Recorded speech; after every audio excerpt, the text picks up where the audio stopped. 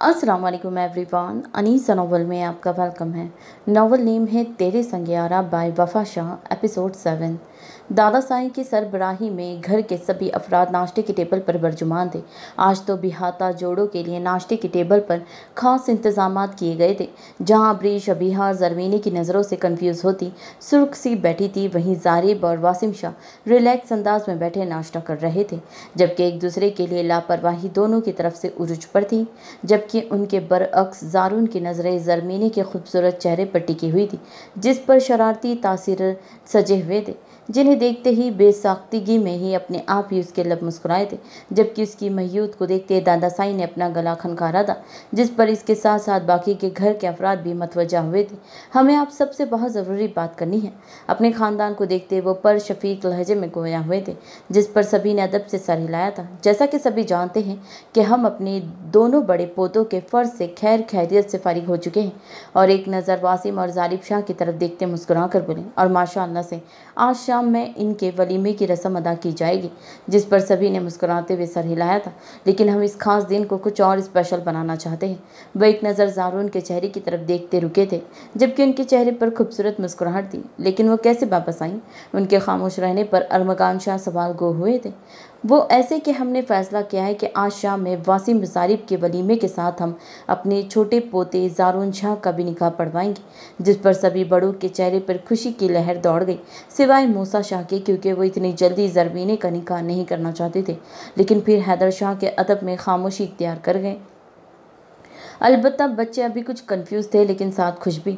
जबकि इस खबर को सुनते जारून के चेहरे का रंग लट्ठे की मानीन सफ़ेद हुआ था।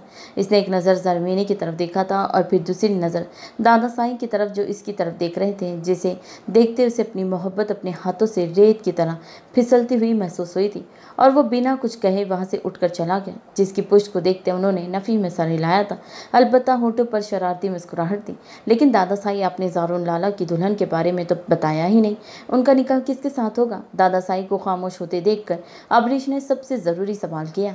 आबी बेटा, हम आपकी दूसरी सहेली को भी आपकी भाभी बना रहे हैं। वो इसके मासूम चेहरे को देखते हुए लाड़ से बोले, जिस पर वो खुशी से उछलकर अपनी जगह से खड़ी थी। जबकि जारिब शाह ने इसकी बचकाना हरकत को देखते हुए नफ़ी में सर हिलाया था। जबकि अपना नाम सुनने के बाद जरमी ने पहले है हैरान और फिर सुर्ख होते अपने चेहरा झुका गई। सच में दादा साईं? जरमीने के झुके सर को देखने के बाद इसने एक बार फिर यकीन दुहानी चाहिए थी, जिस पर उन्होंने मुस्कुराते हुए सर हिलाया था। और वो खुश होते फौरन उनके गले लगती खुशी से उनका दायां गाल भी चूम गई, जिसके बदले उन्होंने भी उसके सर पर प्यार किया था। जिसके बाद वो जरमीनी की तरफ बढ़ी थी और इसे चेयर से खड़ा करती मुबारकबाद देते हुए गले लगा गई, जिसे देखते अभिया भी अपनी जगह से उठती उसे ही इन दोनों के गिर्द अपनी हसार खींचती उसे मुबारकबाद देने लगी। जरमीने बेटा, भले ही इस घर के बड़े हम हैं, लेकिन ज़िंदगी आपने गुजारनी है, और अगर आपको ये रिश्ता नहीं कबूल तो आप अभी भी खुलकर हमें बता सकती हैं। हम कोई एतराज़ नहीं उठाएंगे, क्योंकि बेटा आपकी खुशी में हमारी खुशी है। दादा साईं अपनी जगह से उठते इन तीनों के करीब आते शफकत भरे लहजे में गोया हुए, जिस पर इसने नज़र उठाकर उनके रोशन चेहरे की तरफ देखा और फिर एक नज़र अपने माँ बाप की तरफ, जिस पर आसूदा से मुस्कुराहट थी, और फिर नफ़ी में सर हिलाती इन्हें खुशियों की नवीद सुना गई। जिस पर उन्होंने आगे बढ़कर उसे सीने से लगाते उसकी सबिहा पेशानी पर शफकत से बुस्सा दिया। जिसके बाद बाकी सब घर के अफराद भी वासिम जारिब समेत उसके सर पर हाथ रखते हमेशा खुश रहने की दुआ दी थी।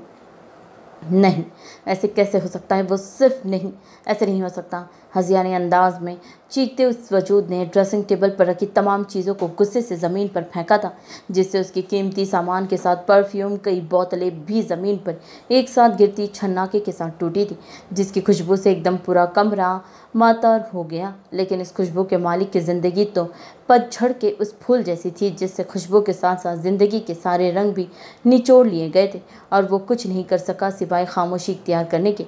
एक अंधेरे से भरपूर कमरे में वो तन तनहा वजूद अपनी किस्मत पर मातम कुना ठंडे मार्बल के फर्श पर घुटने के बल गिरा था, जिससे फर्श पर बिखरे कांच उसके वजूद में पेवस्त होते उसे बुरी तरह जख्मी कर गए। लेकिन यहाँ परवाह किसे थी? अब ना तो इसके अंदर कोई एहसास बचा था और ना ही कोई ऐसी हिस्स जिससे वो अपनी वजूद से उठने वाले इस जानलेवा दर्द को महसूस कर सकता। इसके अंदर तो बस वहशत बसी हुई थी, जिसने उसे हर एहसास से आरी इंसान बना दिया था। इसके चारों तरफ बस एक ही चीज़ का राज था, और वो थी खामोशी, गहरी मौत जैसी खामोशी। शाह हवेली का वसी लॉन, जो कि एक कसीर रुकबे पर महित था। इसे वलीमे के फंक्शन के लिए किसी दुल्हन की तरह सजा दिया था और ये काम भी दादा साईं के हुक्म पर किया गया था कि वो अपने पोतों की ये मुकम्मल खुशी अपने गांव वालों के दरमियान रहकर मनाना चाहते थे, जिसका सभी ने एहतराम किया था। और आज तो इनके चेहरे पर खुशी ही निराली थी, जिसे सभी खुशियाँ उनकी झोली में डाल दी गई हो। आज वलीमे के लिए इस फंक्शन के इंतजामात बारात से भी दुगने बड़े पैमाने पर किए गए थे, जहाँ हैदर शाह ने हर अमीर और गरीब का फ़र्क मिटाते हुए सबके लिए दावत का आम ऐलान किया था। तीनों दुल्हनों को तैयार करके स्टेज पर पहुंचा दिया गया, जिसे देखते हुए तमाम मेहमानों ने खुशी के साथ काफ़ी हैरत का भी इज़हार किया। इनकी हैरत को मिटाने के लिए हैदर शाह ने अपने तीसरे पोते के निकाह का ऐलान किया था, जिसे सुनते हुए हर तरफ से दुआओं के साथ साथ मुबारकबाद का शोर बुलंद हुआ। जहाँ हर तरफ रंग बिरंगे आंचल उनकी खुशियों को एक लम्हा महफूज करते, कैमरे की रोशनियाँ, हंसते मुस्कुराते चेहरे और खुशियों का राज था।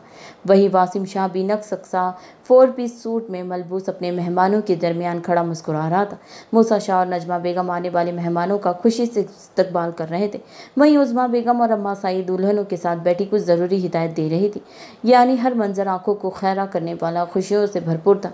अब बस कमी थी तो बस एक ज़ारिब शाह और ज़ारून शाह की, जिसे लेने के लिए अरमगान शाह हवेली के अंदर की तरफ बढ़े थे, जबकि हैदर शाह भी ज़ारिब को कॉल कर रहे थे, जो शाम से ही एक ज़रूरी काम का कहते निकला अभी तक वापस नहीं आया था।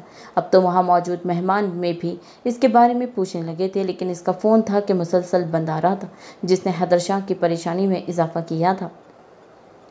अरमगान शाह ज़ारून के कमरे में दरवाजे पर दस्तक दे के अंदर दाखिल हुए थे, जहां वो अब भी मुंह लटकाए बैठा था, अपनी निगाह पर पहने जाने वाली जोड़े को घूर रहा था, जबकि उसको अभी तक ऐसे ही बैठे देखकर अरमगान शाह को गुस्से के साथ परेशानी भी लाहिक हुई थी। क्या हुआ ज़ारून, आप अभी तक तैयार नहीं हुए? वो उसके कंधे पर हाथ रखते उसे अपनी तरफ मतवजा करते बोले, जो पता नहीं किसी गहरी सोच में डूबा हुआ था कि इनका अंदर आना भी महसूस ना कर सका। जी डैड, बस जा ही रहा था। वो एक नज़र उनके चेहरे की तरफ देखता अफसरदगी से गोया हुआ, क्या हुआ, सब ठीक है? आप कुछ परेशान लग रहे हैं। जिस पर नज़र उठाकर उसने उनकी तरफ देखा था। जी, मैं तो आया उनसे अपनी परेशानी शेयर कर दी, लेकिन फिर ये सोच कर रुक गया कि अब वक्त हाथ से गुजर चुका है। ऊपर से ज़रमी ने भी कोई एक रिएक्ट नहीं किया। अगर वो इसमें इंटरेस्ट होती तो कुछ तो इशारा करती, लेकिन वो तो बिल्कुल रिलैक्स बैठी थी, जिसे उसकी शादी से उसे कोई फ़र्क ही नहीं पड़ता, तो वो किस बिना पर इनकार करता। और वैसे भी अब सारे मेहमान बाहर इकट्ठा हो चुके थे, अगर ऐसे में वो इनकार करता तो किसी की ज़िंदगी ख़राब हो सकती थी। नहीं, कुछ नहीं, इतना कहते वो बेड से कपड़े उठाते वॉशरूम की तरफ बढ़ गया, जबकि अरमगान शाह, जो इसके चेहरे के उतार चढ़ाव को बहुत गौर से देख रहे थे, उसके अंदर की हालत को अच्छे समझते हुए उन्होंने मुस्कुराहट छुपाई थी, क्योंकि हैदर शाह इस सारे मामले के बारे में पहले से ही आगाह कर चुके थे, जबकि बाकी घर वालों और स्पेशली अब्रे शबिया को सख्ती से मना किया गया था कि वो ज़ारून को कुछ न बताएं कि उसका निकाह किसके साथ हो रहा है, जिस पर वो झट से राज़ी हुई, क्योंकि बहुत अरसे बाद ज़ारून को तंग करने का मौका इनके हाथ आया था। जबकि अब उसकी उतरी सूरत को देखते अरमगान शाह को हंसी के साथ इस पर तरस भी आ रहा था, लेकिन वो मजबूर थे कि किसी सूरत भी अपने वालिद का हुक्म नहीं टाल सकते थे। इसीलिए वॉशरूम से पानी गिरने की आवाज़ सुनते हुए मुस्कुराते दोबारा बाहर की तरफ बढ़ गए, क्योंकि वो जानते थे इस वक्त उदासी के बाद उनके बेटे को जो खुशी मिलनी थी वो देखने के काबिल होती। ज़ारून तैयार होकर बाहर स्टेज पर पहुंच चुका था और मौलवी साहब भी तमाम कार्रवाई मुकम्मल करते निकाह पढ़ाने के लिए बिल्कुल तैयार थे। बस इंतज़ार था तो ज़ारिब शाह का, जो अभी तक नहीं आया था, जिसके बगैर हैदर शाह ये फरीज़ा अंजाम देने के बारे में सोच भी नहीं सकते थे। इसीलिए अभी भी परेशानी में मुसलसल उसे फ़ोन मिला रहे थे, लेकिन नतीजा वही सिफर। अब तो इंतजार करते करते लोगों में भी चाय मगोइयाँ शुरू हो चुकी थी, जिसने वासिम शाह के गुस्से को हवा दी। वो जो पहले ही उससे मुंतफिर था, अब उसका गैर जिम्मेदाराना रवैया देखते हुए कुछ और खिलाफ हो गया। इसने तो अरमगान शाह को इसके बगैर ही निकाह पढ़वाने का मशवरा दिया, लेकिन वो इसकी नफ़ी कर गए, क्योंकि इन्हें अपना भतीजा हर चीज़ से बढ़कर अजीज़ था। इसीलिए वो अभी भी मेन गेट की तरफ नज़र टिकाए मुसलसल कभी ज़ारिब और कभी खान का नंबर मिला रहे थे, जिसे देखते वासिम शाह ने गुस्से से अपनी मुठ्ठियाँ भींची थी। ऐसा नहीं था कि वो ज़ारिब से जलता था, बस घर के हर अफराद का इसे ज़रूरत से ज़्यादा अहमियत देना इसे बिल्कुल भी पसंद नहीं था, क्योंकि इसे हर चीज़ एक अतदाल में ही पसंद थी। इससे पहले कि हैदर शाह अरमगान शाह से कहकर किसी को इसे ढूंढने के लिए भेज दें, इन्हें वो अपनी शानदार पर्सनालिटी के साथ एक तरफ से आता हुआ दिखाई दिया, जबकि उसके बिल्कुल पीछे झुके सर के साथ खान भी चला आ रहा था। जैसे सही सलामत देखते उन्होंने सुख का सांस खारिज किया था। अलबत्ता उसे इतना रिलैक्स देखते वासिम शाह का पारा कुछ और हाई हुआ था। तुमने समझ क्या रखा है हम सबको? तुम्हारे मुलाजिम है, जिसे जैसे मर्जी ट्रीट करोगे और हम कुछ नहीं कहेंगे। जिम्मेदारी नाम की भी कोई चीज़ होती है। तुम्हें भले ही इस बात से कोई फ़र्क ना पड़ता हो, लेकिन तुम्हारी वजह से लोग मेरे खानदान और मेरी बहन के बारे में बातें बनाएं, ये बिल्कुल कबूल नहीं करूंगा। वह हैदर शाह के करीब पहुंचते इससे पहले कुछ कहता वासिम उसके रास्ते में हाइल होता गुस्से से बोला, जिस पर जारिब ने सपाट नज़रों से उसकी तरफ देखा था। अलबत्ता अरमगान शाह नफ़ी में सर हिलाकर रह गए। जिम्मेदारी की बात कम से कम आपके मुंह से हरगिज अच्छी नहीं लगती। वो भी उसकी आंखों में आंखें डालकर तंजिया बोला था, जिसे समझते हुए वासिम ने लब भींचे और इससे पहले कि वो इसे कोई जवाब देता, अरमगान शाह आगे बढ़ते उसे रोका था। क्या हो गया आप दोनों को? ये हरगिज वक्त नहीं है इन सब बातों का, कुछ तो ख्याल करें। वो दोनों की तरफ देखते रसानियत से बोले थे और फिर जारिब को इशारा करते वासिम को लेकर स्टेज की तरफ बढ़े थे, क्योंकि जारिब की वजह से पहले ही बहुत देर हो चुकी थी और अब नहीं बहस में पढ़कर वहाँ का माहौल ख़राब नहीं करना चाहते थे और ना ही मूसा शाह को यह एहसास दिलाना चाहते कि उनकी बेटी की खुशियों की इन्हें कोई परवाह नहीं। ज़रमी ने मूसा शाह वलीद मूसा इब्राहिम शाह आपका निकाह ज़ारुन अरमगान शाह वलीद अरमगान हैदर शाह के साथ 50 लाख हक महर सिक्का राजुल वक्त करार पाया है। क्या आपको ये निकाह कबूल है? पर्दे के उस पार बैठी मौलवी साहब की आवाज़ सुनकर ज़रमीने की धड़कनें एकदम तेज़ हुई थी। यह सच था कि उसके दिल में ज़ारुन के लिए फ़िलहाल कोई जज्बात नहीं थे और ना ही उसने कभी उसके बारे में ऐसा सोचा था, लेकिन उसकी आंखों में नज़र आते खुद के लिए जज्बात से अनजान नहीं थी। कबूल है, जिसे याद करते हुए इसकी धड़कनें मुंतशिर हुई थी और फिर नजमा बेगम के कंधे पर दबाव डालने पर हल्की आवाज़ में अपनी रजामंदी दे गई, जिसके बाद मौलवी साहब ने 2 बार फिर अपने अल्फाज दोहराए थे, जिसे अपनी दिल की मुकम्मल रजामंदी के साथ उसने कबूल किया था। जबकि उसके बरक ज़ारुन अभी तक मौलवी साहब के मुँह से निकलने वाले अल्फाज को सुनते हैरान नज़रों से उनकी तरफ देख रहा था। इसे तो यकीन ही नहीं आ रहा था कि उसे उसकी मोहब्बत यूं बिन कहे ही इतनी आसानी से हासिल हो गई थी।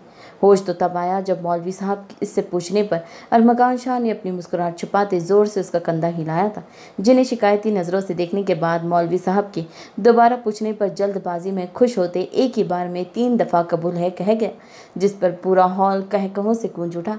जब अपनी झल्ले बेटे की हरकत पर इसके सर पर चप्पत लगाते अरमगान शाह ने नफ़ी में सर हिलाया था।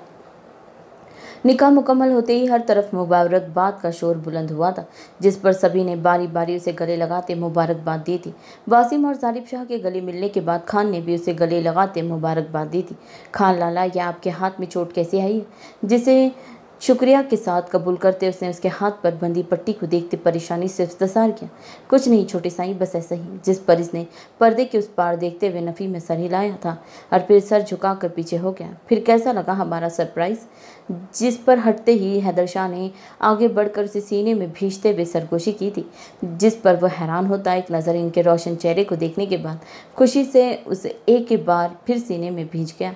बहुत बहुत प्यारा। पर्दे के उस पार घूंघट में बैठी अपनी मोहब्बत को देखते मुस्कुराते बोला, जिस पर उन्होंने उसकी कशीदा पेशानी पर मोहब्बत से बुसा दिया था, जबकि वो तो अपनी मोहब्बत मिल जाने पर इस हद तक खुश था कि उसका बस नहीं चल रहा था कि वो सब छोड़ छाड़ कर भंगड़ा डालना शुरू कर दे। इसके खूबसूरत वजिया चेहरे पर प्यारी सी मुस्कुराहट थी, जिसकी नज़र उतारते हुए हैदर शाह ने हज़ारों की गड्डियाँ मुलाजिम के हाथ पकड़ाई थी और साथ उसकी ये मुस्कुराहट हमेशा कायम व दायम रहने की दुआ की थी। जो कबूल हुई थी या नहीं, ये तो आने वाला वक्त बता सकता था।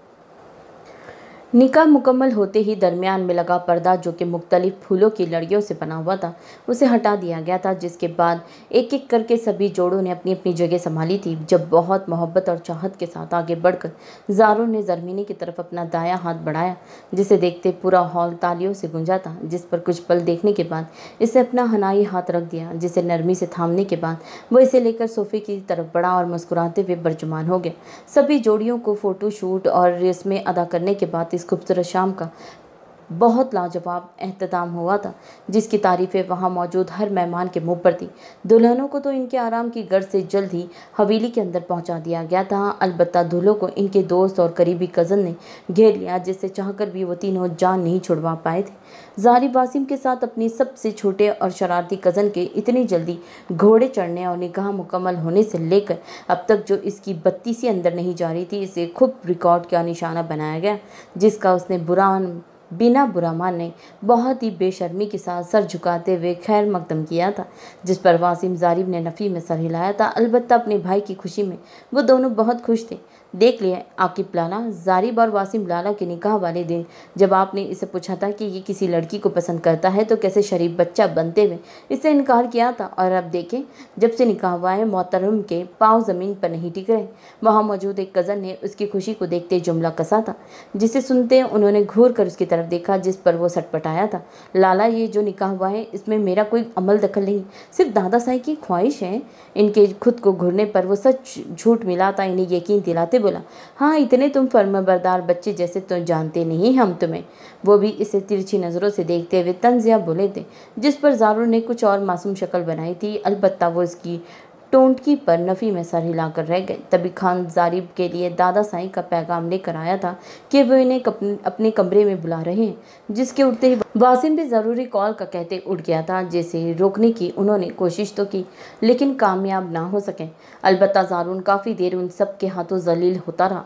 एंड उज़्मा बेगम का पैगाम आया कि उन्हें उससे ज़रूरी काम है, तब जाकर कहीं उसकी जान खलासी हुई थी और वो ऐसे वहाँ से जान छुड़वा कर भागा जैसे किसी कैद से आज़ादी मिली हो।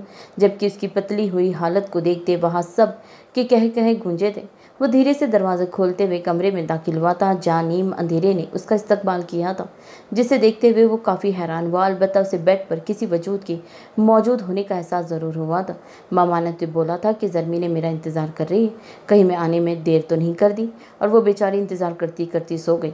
इस सोच के आते ही अपने लेट आने पर इसे काफ़ी अफसोस हुआ, लेकिन फिर नफ़ी में सर हिलाते बेड की तरफ कदम बढ़ाए कि कम से कम ज़्यादा नहीं तो एक बार करीब से महबूब का चेहरा देख सके। और तब इसकी खुशी की इंतहा नहीं रही जब करीब जाने पर उसने ज़रमीने को घूंघट में बेड से टेक लगाए बैठे हुए देखा था। वो इसके वजूद की जनबिश से इसे अपना अंदाज़ा इतना हो गया था कि वो जाग रही है, लेकिन लाइट क्यों ऑफ कर रखी है थी इस बात से उसे समझ नहीं आई। शायद लगता है मुझसे शर्मा रही है। खुद से अंदाजे लगाते उसके लबों पर शरीर से मुस्कुराहट आई थी और वो छोटे छोटे कदम लेता बेड पे बिल्कुल उसके करीब ही बरजुमान हो गया। अस्सलाम वालेकुम, गला खनखारते हुए बहुत प्यार से सलाम किया था, जिस पर सामने वाले ने सिर्फ सर हिलाने पर इत्तेफाक किया, जबकि अपने घूंघट को और खींचकर लंबा करते खुद को मुकम्मल तौर पर छुपाया था। जबकि इस नीम अंधेरे में भी ज़ारून इसके हाथों की कपकपाहट वाज़ेह तौर पर देख सकता था। क्या हो गया सर, आप मुझसे इतना घबरा क्यों रही है यार? इतना कहते ज़ारून ने बहुत नरमी से उसके ठंडे यक हाथों को अपनी गिरफ्त में लिया, जिसे महसूस करते उसे कुछ गड़बड़ का एहसास हुआ था। इसे फ़ौरन से उठते हुए कमरे की लाइट जलाते उसके वजूद का घूंघट पलटा और वहाँ ज़रमीने की जगह माली बाबा के सबसे छोटे बेटे को बैठे देखकर उसकी हैरत की इंतहा न रही। तुम वो छोटे साईं? क्या छोटे साईं? हाँ, तुम यहाँ क्या कर रहे हो? वो बीबी जी। इससे पहले कि वो अपनी बात मुकम्मल करता अब्रीश अबिया हंसती हुई ड्रेसिंग रूम से बाहर निकली थी, जिन्हें देखते उसे सारा मामला समझ आ गया था कि ये उनकी ही शरारत है। ये तो चुड़ैलो, ये तुम दोनों का क्या किया धरा है ना?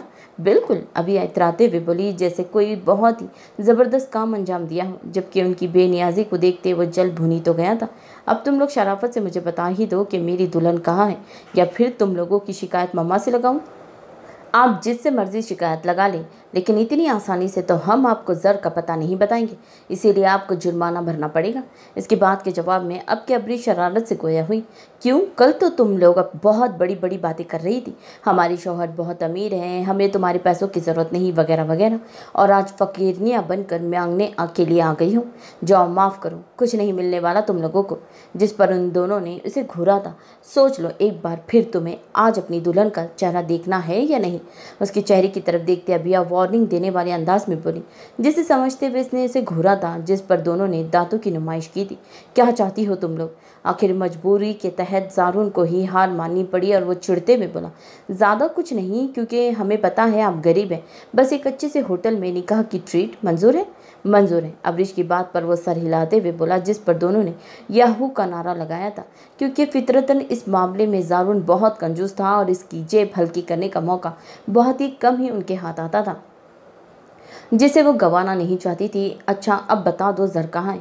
अब के आजिज़ी से बोला, जबकि इसकी उतरी हुई शक्ल को देखते हुए दोनों ने कहका लगाया था, इसी कमरे में मौजूद है, खुद ही ढूंढ लो। इतना कहते हुए अभिया अपनी भारी मैक्सी संभालती अब्रिश को लेकर बाहर की तरफ बढ़ गई, जबकि वो लड़का तो अभिया अब्रिश के आते ही वहाँ से चला गया था, जिस पर सुख का सांस लेते उसे कमरे में एक तायराना निगाह दौड़ाई थी, जब इसकी नज़र ड्रेसिंग रूम के बंद दरवाजे की तरफ पड़ी और वह मुस्कुराता वह इस तरफ बढ़ गया। जब वो ड्रेसिंग का दरवाज़ा खोलकर अंदर दाखिल हुआ तो ज़र के उसके निकाह के जोड़े में मलबूस एक तरफ खड़ी हुई नजर आई थी, जिसने अभी भी घूंघट से अपने चेहरे को मुकम्मल तौर पर कवर किया हुआ था। जिसे देखते बेसाख्ता उसके चेहरे पर मुस्कुराहट आई थी और वो दरवाज़ा बंद करता नब्बे तले कदम लेता उससे चंद कदम फासले पर रुक गया। जब के निकाह के बाद यूं पहली बार उसके करीब आने पर ज़रमीनी की धड़कनें मुंतशिर हुई थी। तुम भी शामिल थी इन दोनों की शरारत में। उसकी हाथों की लर्जिश को देखते वो थोड़ा रौब से गोया हुआ, जिस पर बेसाख्ता इसने नफ़ी में सर हिलाया, जबकि इसकी इतनी फरमाबरदारी और इसके डर को देखते हुए उसने बमुश्किल अपने उमट आने वाले कहकहे को रोका था और फिर बहुत नरमी से उसके दोनों हाथ अपनी गिरफ्त में लिए थे, जिस पर वो कपकपाई थी, जिसे महसूस करते उसने नरमी से उन्हें सहलाया था। तुम्हें पता है ज़र, शायद मैं खुद भी नहीं जानता कि कब तुम मेरे दिल को इतनी अच्छी लगने लगी हो कि वो ज़िंदगी भर के लिए तुम्हारे साथ की ख्वाहिश करने लगा। तुम्हें हर वक्त सिर्फ अपनी निगाहों के सामने रखने की ख्वाहिश।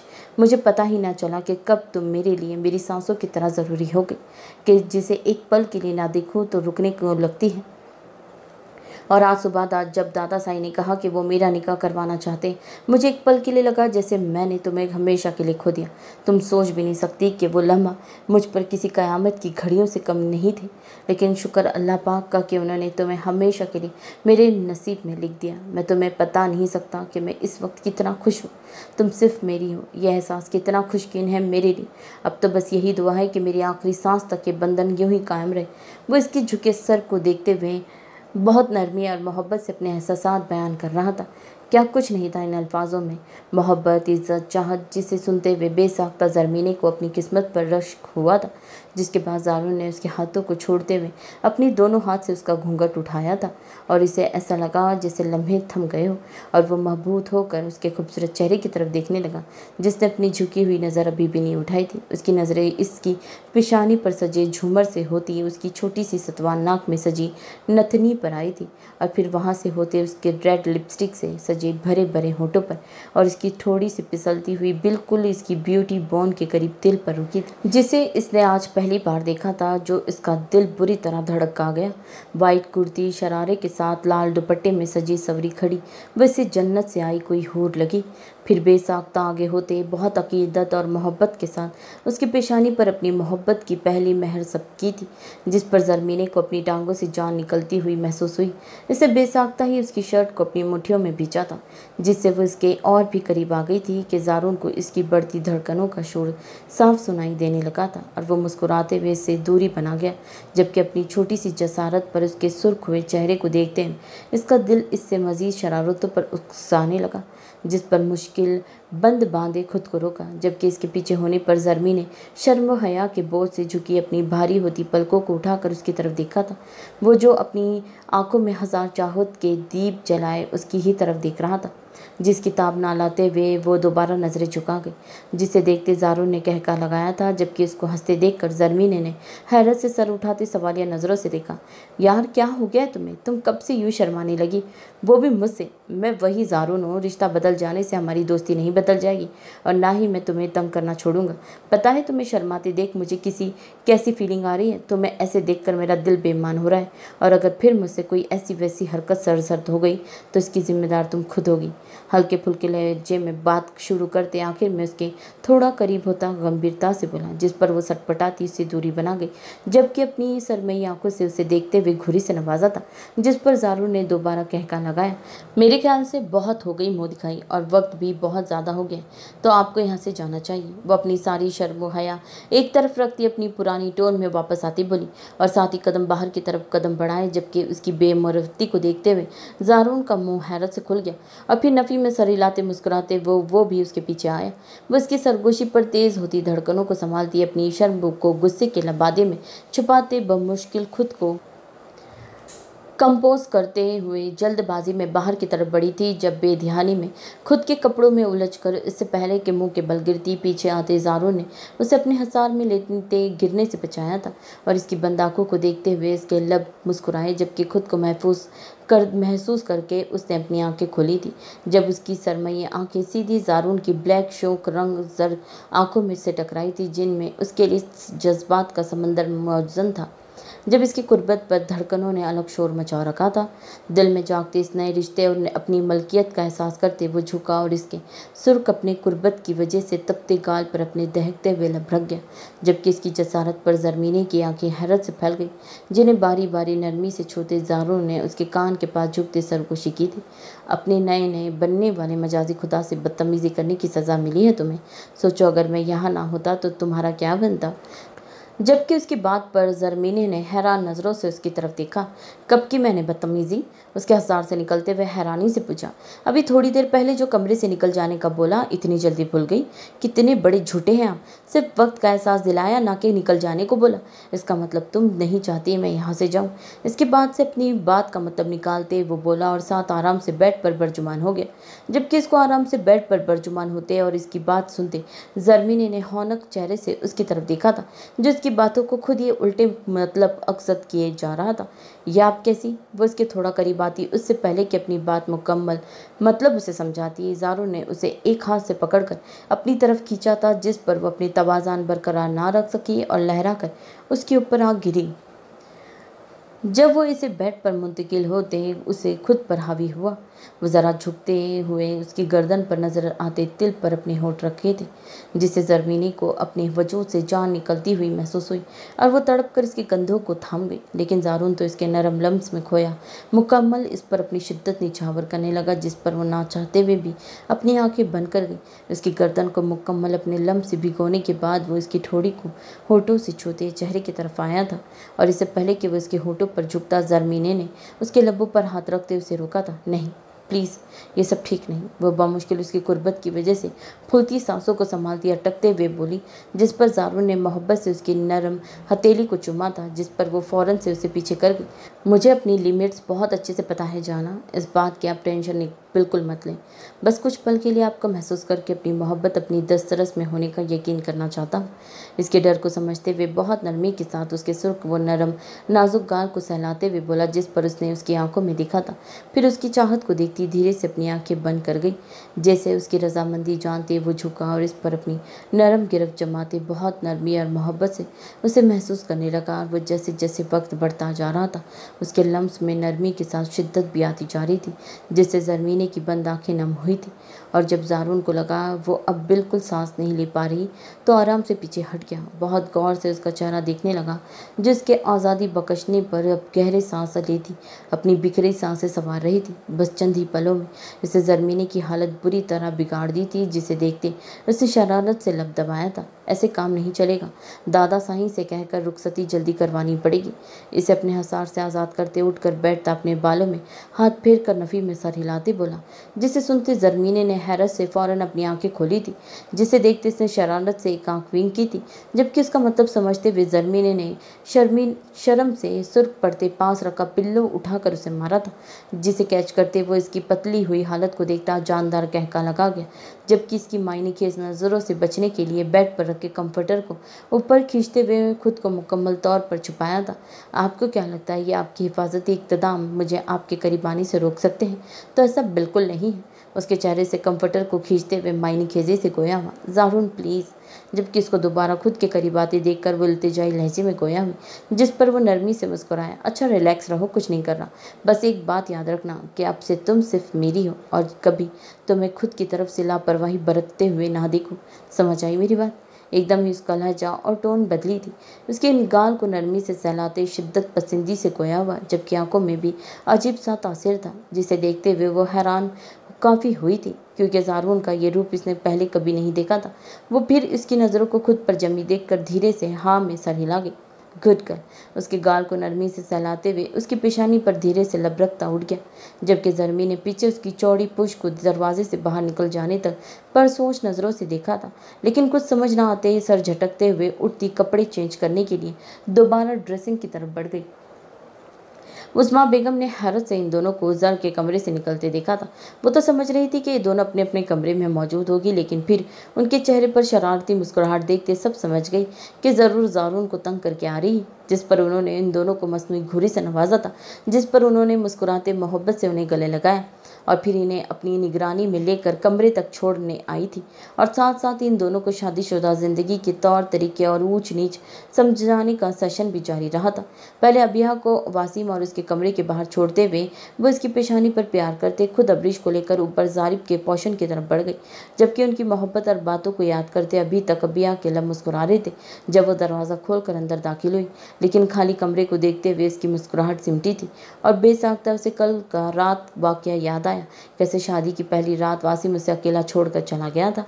भले ही उसके वजह बताने पर वो इसकी सिचुएशन को समझ गई थी, लेकिन इस वीडियो में नज़र आते नज़ारे को याद करके उसके दिल में एक डर सा भी बैठ गया था और आज फिर उसकी गैर मौजूदगी को देखते दिल में बदगुमानी सी उभरने लगी थी, जबकि खूबसूरत सुनहरी आंखों में आंसू भर आए थे, जिसके चलते गुस्से में आकर उसने दुपट्टा अपने सर से नोचने के अंदाज में उतारते बेड पर फेंकते हुए ड्रेसिंग टेबल के सामने जाते ज्वेलरी उतारनी शुरू की थी। उतार भी क्या रही थी बल्कि नोच रही थी, जिसकी वजह से उसकी कलाई काफ़ी हद तक जख्मी भी हो गई थी, जबकि कान और नाक हद से ज़्यादा सुर्ख, जिनमें तकलीफ महसूस करते उसके बहते आंसू में कुछ और इजाफा हुआ था। असल में रोना इसे इसी जाहिर दर्द पर नहीं बल्कि अपनी ज़ात की बेवक्ती पर आ रहा था।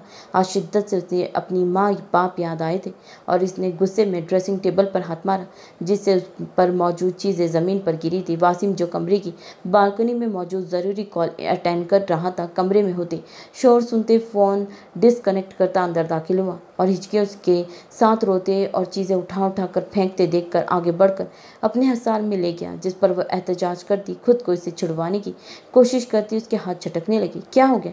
दिमाग तो खराब नहीं हो गया तुम्हारा? कहीं पागल वागल तो नहीं हो गई? क्या कर रही हो?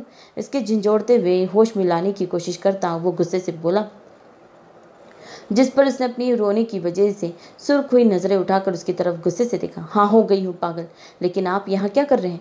जाइए यहाँ से, चले जाइए, मैं आपकी शक्ल भी देखना नहीं चाहती। खुद को इसके सार से आज़ाद कराते चीखती हुई बोली थी, जिससे वासिम की कशीदा पेशानी पर बल पड़े थे।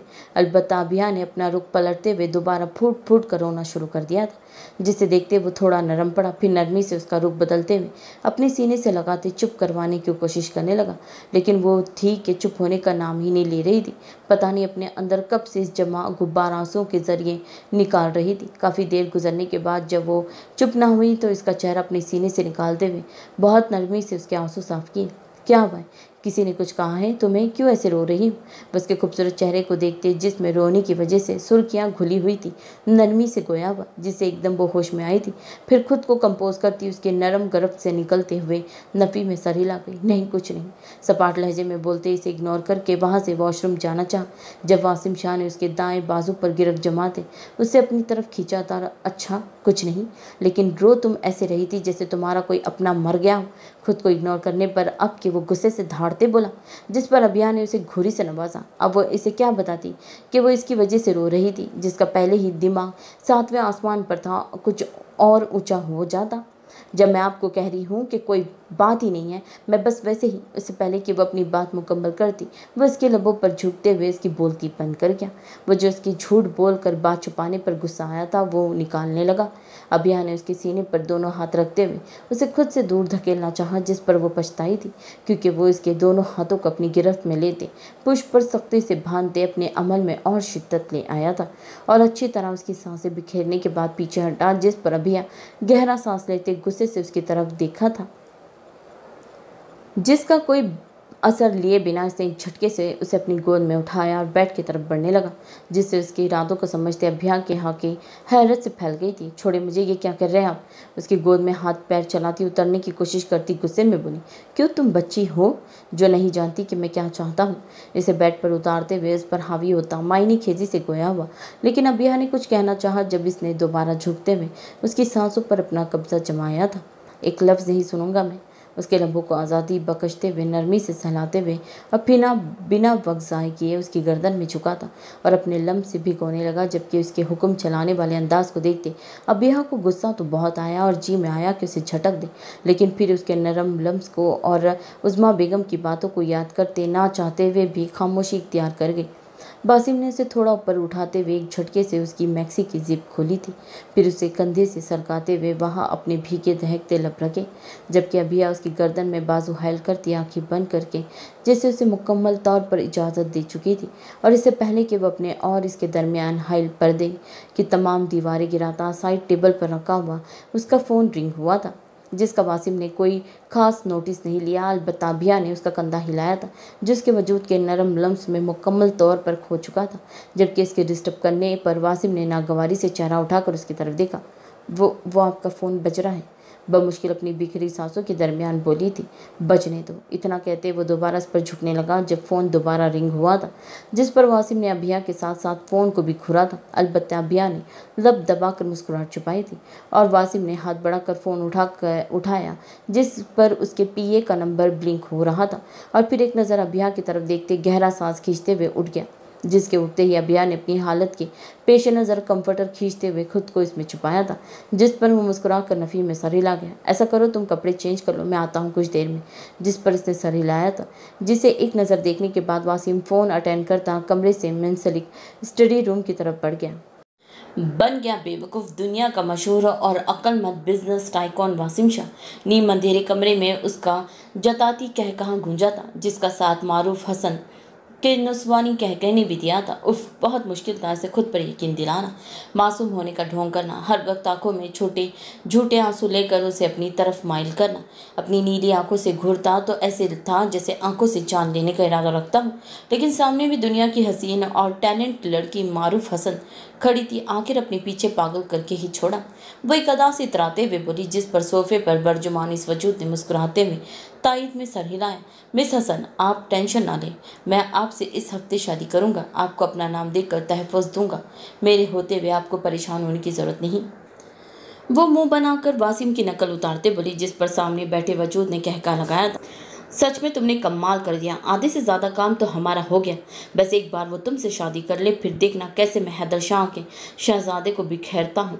इसे इशारे से अपने पास बुलाते जहर खुंद लहजे में गोया हुआ, जिस पर वो फ़ौरन अमल दर अमल होती आखिर आराम से उसकी गोद में बैठ गई और साथ ही कदा से उसकी गर्दन में अपने बाजू हाइल किए थे और उसे मुस्कुराते हुए इसके खूबसूरत चेहरे की तरफ देखा। फिर उसके सर के पीछे एक हाथ से बालों को पकड़कर खुद पर झुकाता हराम वाल अंजाम देने लगा, जिसका वो मुस्कुराते हुए साथ दे रही थी। दोनों अपनी जीत की खुशी में गुम एक दूसरे में मुकम्मल तौर पर खोए हुए थे, लेकिन सोचने वाली बात तो ये थी कि वासिम शाह सच में इतना ही बेवकूफ़ था जितना इन लोगों ने उसे समझ लिया था।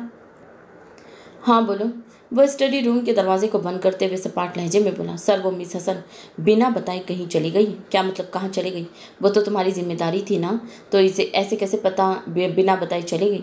तुम्हें इसका ध्यान रखना चाहिए था। वो इसकी बात के जवाब में गुस्से से बोला, सर मैं कुछ ज़रूरी काम से गया था, जब वापस आया तो वो अपार्टमेंट में नहीं थी। मैंने बिल्डिंग की CCTV फुटेज की है और मेरे जाने के बाद कुछ देर बाद ही निकली थी और अभी तक वापस नहीं आई। वैसे सारी बात तफसील से बताता परेशानी से गोया हुआ। वो इसकी बात सुनता पर सोच लहजे में बोला, तुमने इसका फ़ोन ट्राई किया? जी सर, लेकिन वो अपना फ़ोन साथ नहीं लेकर गई है, वो इनके कमरे में ही पड़ा हुआ था। हाथ में पकड़े पुराने बटनों वाले छोटे से फ़ोन को देखते हुए बोला, जिसे सुनकर इससे पहले कि वासिम इससे अगला कोई हुक्म देता तभी अपार्टमेंट का दरवाज़ा नॉक हुआ था, जिसे सुनकर वो इस ऐसे ही फ़ोन कान से लगाए दरवाजे की तरफ बढ़ता वासिम से मुखातिब हुआ, सर मुझे लगता है कि वो आ गई, मेरी बात करवाओ उससे। Okay sir.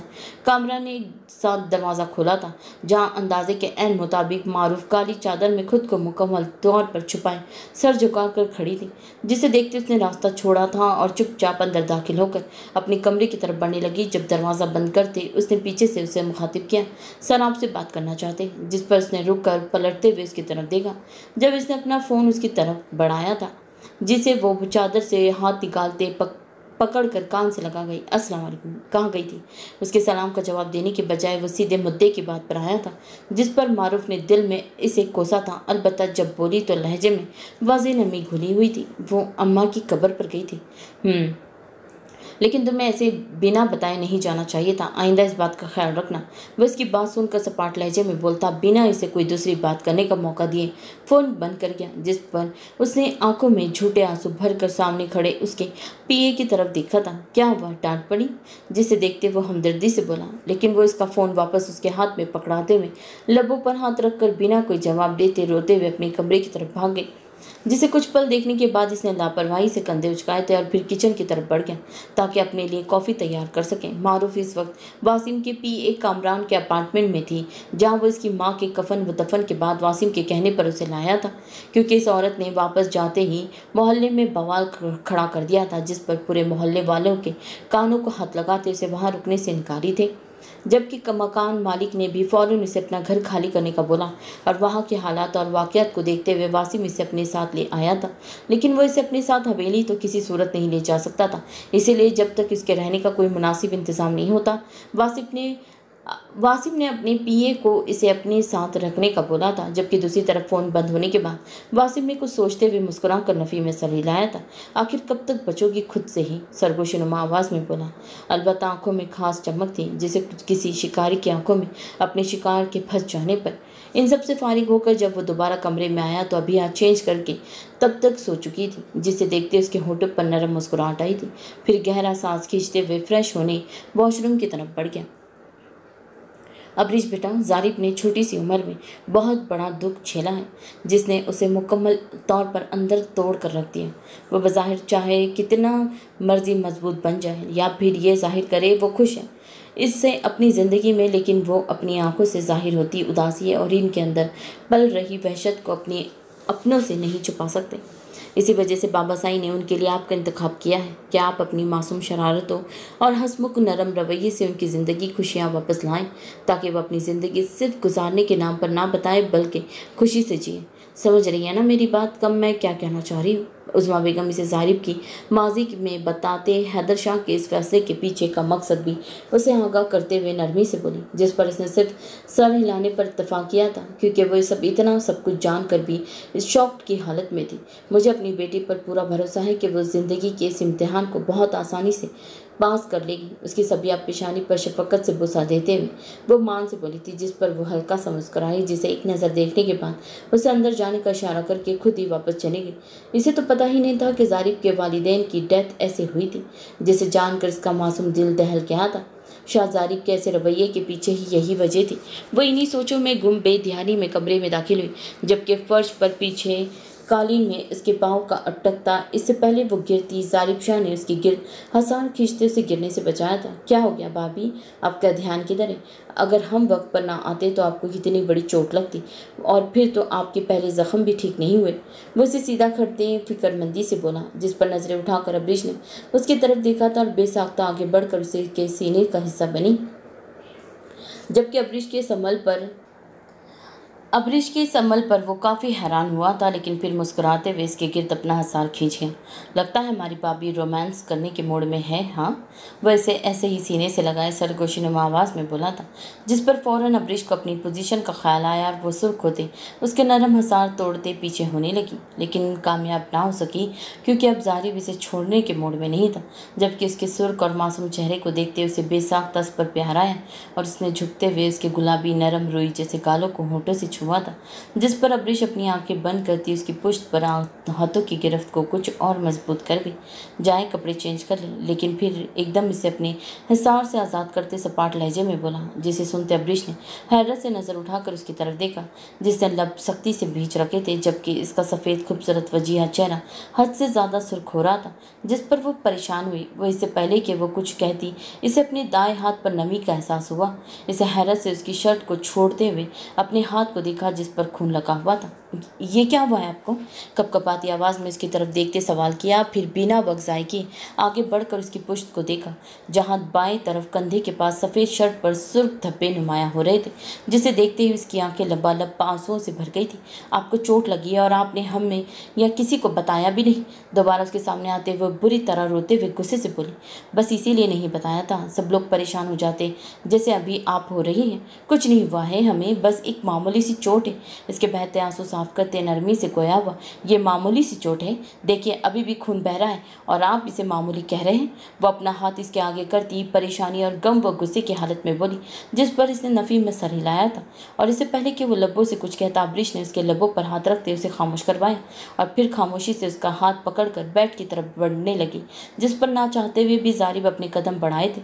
इसे ले जाकर बेड पर बिठाते हुए खुद अपना भारी लिबास संभालते हुए ड्रेसिंग की तरफ बढ़ी थी।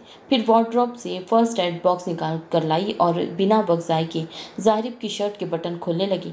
और वो जो खामोशी से उसकी तमाम कार्रवाई देख रहा था, इसे अपनी शर्ट के बटन खोलते देख उस पर हाथ रख कर रोक गया, जिस पर इसने नज़रें उठाकर उसकी तरफ देखा, जिनमें आंसू भरे हुए थे, जिनमें ज़ारिब को अपना दिल डूब कर उभरता महसूस हुआ। ये क्या कर रही है? आपको पता भी है आप जिन हदूद की तरफ बढ़ रही है, इनका अंजाम क्या हो सकता है? एक हाथ से उसके चेहरे को झूलती लट को पकड़कर उसके कान के पीछे अड़सते गंभीरता से बोला, जिसका मतलब समझते हुए अब्रिश के उसकी शर्ट पर रखे हाथ कांपे थे और चेहरा पल में सुर्ख हो गया, जिसे देखते ज़ारिब ने लब दबाकर मुस्कुराहट छुपाई थी। लेकिन फिर उसे मुस्कुराहट छुपाते देखकर वो उसका मकसद समझते हुए उसे घुरी से नवाज गई।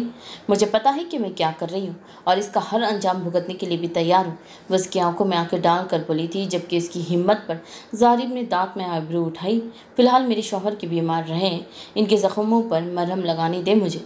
इतना कहते फिर दोबारा उसका हाथ हटाकर बटन खोलने शुरू कर दी। हालांकि उसके हाथ कांप रहे थे, उसके कशीदा सीने को देखते हुए गाल भी तपने लगे थे, लेकिन फिर भी हिम्मत करते हुए वो इसकी शर्ट उसकी तरफ देखने से गरीज करती शर्ट उतारने लगी, जिसके दौरान ज़ारिब की लौ देती नज़रों से इसके चेहरे की तरफ देख रहे थे, जबकि होठों पर खूबसूरत सी मुस्कुराहट थी। शर्ट उतार कर एक साइड रख दी, वो उसकी पुश्त पर आई थी, जहाँ डॉक्टर की गई पट्टी अब मुकम्मल खून से भीग चुकी थी, जिसे देखते एक बार फिर अब्रिश की आंखें भर आई थी और बमुश्किल खुद को रोने से बाज रखती कांपते हुए हाथों से पट्टी पर लगी टेप उतार कर रुई बट हटाकर जख्म का मुआयना करने लगी, जो कि गोली लगने का था, जिसे पट्टी हट जाने की वजह से खून अब रवानी से बहने लगा था, जिसे वो रुई के साथ रोकने की कोशिश करने लगी। आपको गोली लगी है? वो बहुत मुश्किल अटकते हुए बोली, जबकि वो लब भींच कर जख्म से उठती ठीसों को बर्दाश्त करता हाँ में सर हिला गया, जबकि ये सब देखते हुए अब्रिश के रुके हुए आंसू उसके रुई जैसे गालों पर बह निकले थे। लेकिन फिर हिम्मत करते बमुश्किल कांपते हाथों से रुई डेटोल में डुबोकर जख्म की सफाई करने की कोशिश करने लगी। रहने दे भाभी, आपसे नहीं होगा, मैं खान को बुला लाता हूँ। अपनी पुष्प पर उसकी कपकपाती उंगलियों का लम्स महसूस करके मुस्कुराते बोला, आप में सब्र नहीं है? मैं तो कर रही हूँ, वैसे भी बीवी मैं हूँ आपकी या फिर खान लाला, जो हर वक्त इन्हें साथ लटकाए रखते हैं। इसकी बात को सुनते जो गुस्सा इससे ज़ारिब की इतनी बड़ी बात छुपाने पर आया था, निकालते बोली और रवानी में क्या कह गई इसे खुद भी अंदाज़ा नहीं था। जबकि इसकी बात सुनता वो एक बार फिर मुस्कुराया था। जाहिर है आप ही हैं, तो फिर खामोश हो जाएं और मुझे अपना काम करने दें, वो ज़रा रौब से इसे डपटते हुए बोली, जिस पर ज़ारिब ने फर्माबरदारी से सर हिलाया था। उसके ज़ख्म को अच्छे से साफ करने के बाद ढेर सारी रुई से कवर करते उल्टी सीधी जैसी भी उसे आती थी उसने दोबारा पट्टी कर दी, जिससे उसका बहता हुआ खून अब रुक गया था। फिर बेसाख्ता झुकते हुए उसकी पट्टी पर अपने लब रखे थे, जिससे ज़ारिब ने अपनी रूह तक सुकून उतरता महसूस किया था। वह एक बार अच्छे से तसल्ली कर लेने के बाद अब खून की रुक गया। अब इसने बाकी की बिखरी चीज़ें समेटी थी और बेड से उतरकर खून से भीगी पट्टियाँ और रुई हुई डस्टबिन में फेंकती, जबकि फर्स्ट एड बॉक्स को वापस ड्रॉ में रखते हुए खुद वॉशरूम की जाकर हाथ धोकर वापस आई थी। आपको दर्द तो नहीं हो रहा है? जिस पर ज़ारिब ने हाँ में सर हिलाया। ठहरिए, मैं आपको पेन किलर देती हूँ। वह अपनी बात मुकम्मल करती इससे पहले कि वो दोबारा वापस जाती।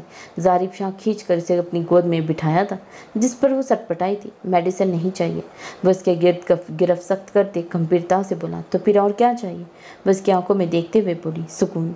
वह एक लफ्जी जवाब फ़ौरन आया था। मतलब? वो नाम समझी से गोया हुई, जिसके जवाब में अब के वो कुछ नहीं बोला, सिर्फ खामोश नज़रों से उसकी तरफ देखने लगा, जिसे एक नज़र देखने के बाद अब्रिश आगे बढ़कर उसकी पेशानी पर अपने लब रखे थे। उसके नरम नाजुक होठों का लम्स अपनी पेशानी पर महसूस करते वह सुकून से अपनी आंखें बंद कर गया। फिर उसकी पेशानी से होते हुए बारी बारी नरमी से उसकी बंद आंखों को छुआ था, जिससे ज़ारिब के होठों पर खूबसूरत सी मुस्कुराहट आई थी। और फिर यही अमल उसकी दाएं बाएं गालों पर दोहराते हुए वो नीचे होठों की तरफ आई, लेकिन चाहकर भी इसकी छू ना सकी, जिसे ज़ारिब ने महसूस करते हुए अपनी गहरी सब्ज़ कांच जैसी कुछ दर्द और कुछ उसकी कुर्बत की वजह से उतरती खुमारी से सुर्ख हुई आंखें खुली थी। फिर इसे खुद से 1 इंच की दूरी पर रखे देख फासलों को मिटाता हुआ इसकी पंखड़ियों जैसे होठों को अपने होठों के नरम गिरफ्त में लेते महसूस करने लगा, जिस पर अब्रिश अपनी मखरूती नाजुक सफ़ेद उंगलियां उसके घने बालों में चलाते नरमी से उसका साथ देने लगी। ज़ारिब इसे यूं ही महसूस करते हुए अपनी गोद से बेड पर मुंतकिल करता उसे मुकम्मल अपने हसार में लेते बेबस कर गया। जब वो इसकी बंद होती सांसों का ख्याल करते धीरे से पीछे होता गौर से उसका सुर्ख खूबसूरत चेहरा देखने लगा, जो गहरे सांस लेती हुई बंद आंखों से पड़ी थी। फिर धीरे से एक एक करके उसके कानों में पहने आवेज़े निकाले और अपनी राह में रुकावट बनते गले में पहने हार को निकालते वहाँ धीरे से अपने लब रखे।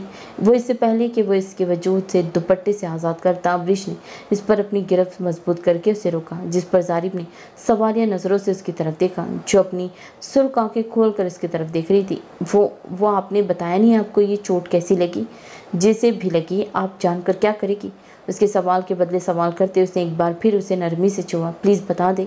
इससे अलग होते दोबारा सवाल किया, जिस पर जारिब ने उसे घुरी से नवाजा था। कुछ नहीं, बस एक छोटा सा हमला हो गया था जिसमें ये चोट लग गई है, और इसमें सिर्फ हम ही जख्मी नहीं हुए बल्कि खान भी हुआ है। वो इसकी परेशानी को महसूस करते तफसील से बोला, जिस पर इसने अपनी आंखों में आंसू भरकर इसकी तरफ देखा। और आपने इतनी बड़ी बात किसी को नहीं बताई? दादा साईं को बताया है, लेकिन अपने ज़ख्मी होने का नहीं। और आप भी हमसे वादा करें कि किसी को इस बारे में नहीं बताएगी। लेकिन इससे पहले कि वो कुछ कहती, जारिब ने वापस इस पर झुकते उसे खामोश करवाया था। कुछ देर बाद उसे आज़ादी बख्शते उसकी गर्दन में झुकने लगा। जब अब्रिश ने उसे दोबारा रोका, वो आपको चोट लगी है, अब आपको आराम करना चाहिए। उसके गुस्से से घुरने पर वो थूक निकलती अटक अटक कर बोली, हमें क्या करना चाहिए और क्या नहीं, ये आपको हमें बताने की ज़रूरत नहीं। उसकी बात के जवाब में गुस्से से कहते वो दोबारा इसकी गर्दन में झुका, और इस बार होठों की जगह इसने सख्ती से अपने दांत काढ़े थे। मतलब इसकी मदाखलत पर इसे सजा दी, जिस पर इसने जारिब के कंधे को थामा और गलती से उसके जख्म पर हाथ रख, जिस पर वो तकलीफ महसूस करते पीछे हुआ था। सॉरी, वो मैंने जानबूझकर नहीं किया। वो आंखों में आंसू लिए रोने को तैयार धीरे से मनमनाई, जिसे एक नज़र देखने के बाद जारिब इसे अपने हसार से आज़ाद करता पीछे हो गया। जाए कपड़े चेंज कर ले, लेकिन आप मेरी बात तो हम क्या कह रहे हैं अब्रिश, जाए यहाँ से। अब के गुस्से से वो धाड़ते हुए बोला, जिस पर वो थर थर काँपती फौरन उठकर ड्रेसिंग रूम में बंद हुई थी, जबकि जारिब साइड टेबल पर रखा अपना लाइटर और सिगरेट उठाकर जनवरी की इस ठठराती सर्दी में बिना शर्ट के बालकनी की तरफ बढ़ गया। जारिब शाह गांव की लड़कियों के लिए एक कॉलेज तामीर करवा रहा था, ताकि मैट्रिक के बाद इन्हें आगे पढ़ने के लिए शहर जाने की ज़रूरत दरपेश ना आए, जो अब अपनी तामीर के आखिरी मराहिल में पहुंच चुका था, जिसे लेकर वो बहुत खुश था। लेकिन आज शाम में ही उसे फ़ोन आया कि अचानक शॉर्ट सर्किट की वजह से कॉलेज की बिल्डिंग में आग लग गई, जिस पर वो फ़ौरन खान को लेते दादा साईं को ज़रूरी काम का कहते रवाना हुआ। बिल्डिंग में लगी आग पर बर वक्त एक्शन लेते हुए काबू पा लिया था, जिसकी वजह से इमारत किसी बड़े नुकसान से बच गई। लेकिन उसके वहां पहुंचते ही नामालूम अफराद की तरफ से उस पर गोलियों की बरसात की गई थी, जिस पर उसके गार्ड्स ने भी मुकम्मल जवाबी कार्रवाई की थी। लेकिन उसके बावजूद भी एक गोली उसके कंधे में पेवस्त होते उसे जख्मी कर गई, जबकि इसके गार्ड को गोलियां लगने की वजह से मौके पर डेथ हो गई थी। एक दो शदीद जख्मी भी थे, बाकी दूसरी तरफ के तमाम बंदे उन्होंने मार गिराए थे। उसके जख्म देखते हुए हॉस्पिटल वाले ने तो उसे वहीं रुकने का मशवरा दिया था, लेकिन घर में वलीमे की तकरीब और ख़ास तौर पर जारून के निकाह की वजह से वो जिद करके छुट्टी लेकर आ गया था। लेकिन अब तहमील से सोचने पर उसे ये किसी सोची समझी साजिश का लग रही थी, जो कि सच भी था। पहले कॉलेज में आग और इसके वहाँ पहुँचने ही फायरिंग स्टार्ट हो जाना, उसे मारने का मंसूबा बनाया गया था। लेकिन किस्मत ने हर बार की तरह आज भी इसका साथ देते दुश्मन को धूल चटाने पर मजबूर कर दिया था। माजी वक्त का काम है गुजरना, चाहे अच्छा हो या बुरा गुजर ही जाता है। हैदर शाह ने भी अपने भाई के गम को दिल में दफन करके खुद को संभाल लिया था, क्योंकि अब इन पर सिर्फ गांव और अपने बच्चों की नहीं बल्कि इब्राहिम शाह की 3 निशानियों की भी जिम्मेदारी थी, जो वो बखूबी अंजाम दे रहे थे। अपने बच्चों से बढ़कर उन्होंने इनका ख्याल रखा था। मूसा शाह को हर मामले में अरमगान और यमान शाह से आगे रखा, ताकि उसे कभी ये महसूस ना हो कि वो यतीम या लावारिस है। इब्राहिम शाह की नन्ही परियों को शहजादियों की तरह पाला, बिल्कुल अपनी बेटियां बनाकर, जबकि हिजाब के साथ यमान का लगाव देखते हुए उन्होंने बचपन में ही उनका रिश्ता तय कर दिया था, जिसकी खबर आयमा बेगम के साथ साथ अरमगान शाह और मूसा शाह को भी थी। अलबत्ता घर के छोटे बच्चों से ये बात पोशीदा रखी गई थी।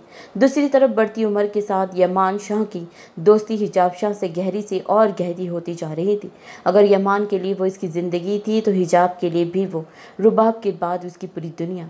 फितरतन डरपोक होने की वजह से वो हमा वक्त किसी न किसी मसले का शिकार रहती थी, और यमान शाह उसके हर मसले का हल। ये दोनों बहनें अपने भाई मूसा शाह से ज़्यादा यमान और अरमगान शाह के करीब थी, क्योंकि वो अलग ही नेचर का मालिक था, सिर्फ अपनी दुनिया में मगन रहने वाला। इसे इन दोनों से कोई सरोकार नहीं था, और ना ही इसने कभी इन्हें अपने बड़े भाइयों वाला मान दिया था। अलबत्ता ये दोनों अपनी ज़िंदगी से बढ़कर उसे चाहती थी, लेकिन उसके सर्द रवैये को देखते कभी इजहार नहीं कर पाई। आज उन दोनों की यूनिवर्सिटी का पहला दिन था, जिसे लेकर रुबाब जितनी एक्साइटेड थी हिजाब उतनी ही नर्वस। ये दोनों बहनें एक साथ दुनिया में आई थी, जो शक्ल व सूरत में बिल्कुल एक जैसी थी।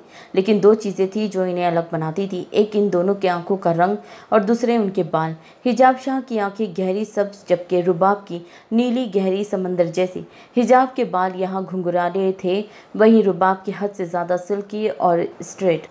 और इसके अलावा रुबाब जितनी परएतमाद थी, हिजाब उतनी ही बुज़दिल। अब भी वो अपने हरे नगीनों से आते जाते स्टूडेंट्स को सहमी हुई निगाहों से देख रही थी। उसकी ये घबराहट उसके हुस्न और मासूमियत को और भी हसीन बना रही थी। क्या हो गया हिजाब? मैं साथ हूँ ना तुम्हारे, फिर क्यों घबरा रही हो? क्या तुम्हें अपनी आप ही पर यकीन नहीं? अपने से सिर्फ 5 मिनट छोटी बहन को अपने साथ का यकीन दिलाते प्यार से बोली। नहीं आपी, बस नई जगह और लोगों को देखकर हल्की सी घबराहट हो रही है।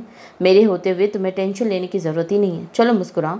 उसके हाथ को पकड़कर वो सहलाते हुए मुस्कुरा कर बोली, जिसके बदले वो भी मुस्कुराई थी। अच्छा चलो तुम वहाँ बेंच पर जाकर बैठो, मैं ज़रा किसी से अपनी क्लासरूम का पूछ कर आती हूँ, ठीक है? जिस पर वो सर हिला गई, जबकि रुबाब उसका हाथ छोड़कर अंदर की तरफ बढ़ गई, जबकि पीछे अकेले रह जाने से उसकी घबराहट में इजाफा हुआ था और जिससे एकदम जान निकलती महसूस होने लगी, जिसके चलते उसने जल्दबाजी में कदम बेंच की तरफ बढ़ाए थे और सामने से आते वजूद को नहीं देख पाई। नतीजतन दोनों का ज़बरदस्त किस्म का तसादम हुआ था, जिससे हिजाब को दिन में भी अपनी आंखों के सामने तारे नाचते हुए नजर आए। और वह इससे पहले कि वो गिरती, सामने वाले ने इसे एक बाजू से थामते हुए गिरने से बचाया, जबकि किसी के हाथ का लम्स अपने बाजू पर महसूस करके उसने अपनी सहमी हुई निगाहें उठाई थी, जिनमें सामने वाले को अपना दिल डूबता महसूस हुआ। सॉरी, उसकी पकड़ से बाजू आज़ाद करवाती बमुश्किल अटकती हुई बोली, जिस पर वो होश में आता मुस्कुराया। It's okay. अरे तुम अभी तक यहीं खड़ी हो, चलो हमें क्लास के लिए देर हो रही है।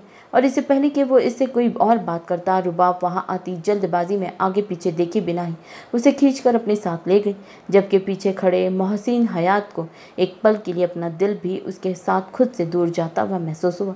लेकिन फिर मुस्कुरा कर सर झटकते हुए वो भी अंदर की तरफ बढ़ गया।